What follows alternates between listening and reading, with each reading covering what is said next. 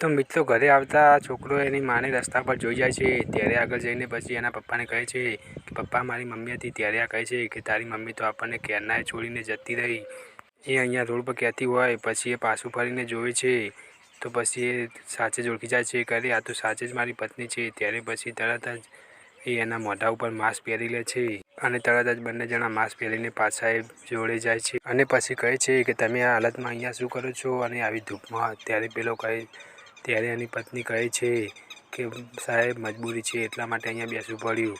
ત્યારે પેલો કહે છે કે તમારું ઘર કે કોક તો હશે ને તમારું. ત્યારે કહે છે કે અમારું કોઈ નથી એમ કહીને પછી કહે છે કે તે તમારા છોકરાનું કે તમારા પતિનું પણ ના વિચાર્યું. ત્યારે પછી એ રોવા માંડે છે અને કહે છે કે સાચી વાત છે સાહેબ, હવે મને મળશે તો હું એમની માફી માગી લઈશ. ત્યારે પેલા માસ્ક ઉતારીને કહે છે કે તું માગી લે માફી, અમે છીએ. અને તરત જ તે ઊભી થઈ જાય છે અને પછી એમને તે હાથ જોડીને કહે છે કે મને માફ કરી દો.